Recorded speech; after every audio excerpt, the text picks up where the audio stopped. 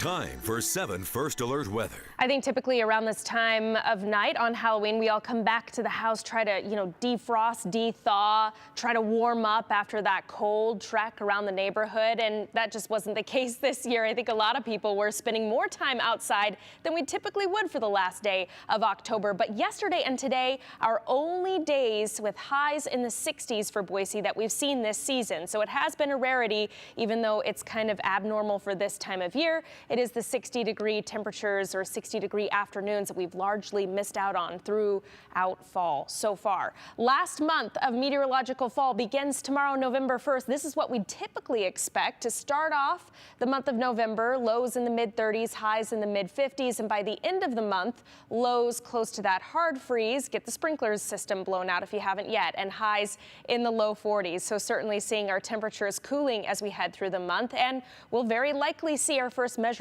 snowfall this month as well. In fact, I wanted to show you this.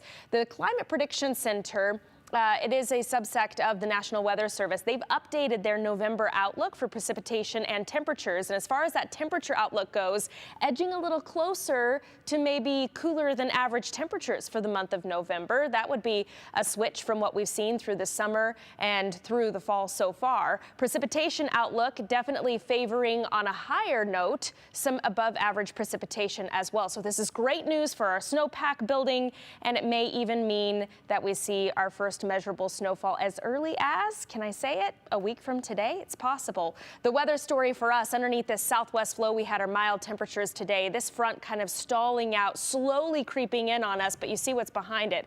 All of this cold air that's on the way in to kick off the month of November. So that southwest flow, it's still with us tomorrow. That's why I think we'll make it into the 60s again tomorrow. Not quite as warm as today, but then that gets knocked out of place. The cold air moves in, and it sets up residents as we head through the end of the week and into the weekend as well, when we're expecting our next system to roll in. But we'll cross that bridge when we get there. For now, scattered showers holding off until the afternoon hours tomorrow, filling in into the overnight hours, and that cold air comes rushing in behind it. Now, if the cold air and the precip meet up, we could see some of the first flakes of the season, perhaps in the Boise foothills, some parts of the Treasure Valley. Not looking for valley accumulation until maybe we hit Wednesday afternoon, and we may even see some grassy areas that are sugar-coated, vegetation areas as well, with some snow squalls, some grapple showers that move through the region as well. How much snow are we in store for?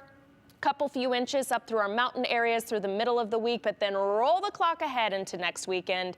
Snowpack keeps building, and as I mentioned before, maybe our first measurable snowfall for the valley locations as we get into next Monday. Our highs tomorrow, again, into the 60s for most of our locations. It is a bit breezy. That southeast wind is going to push those temperatures above average just again, and the mountain forecast looking fantastic for skiers and snowboarders.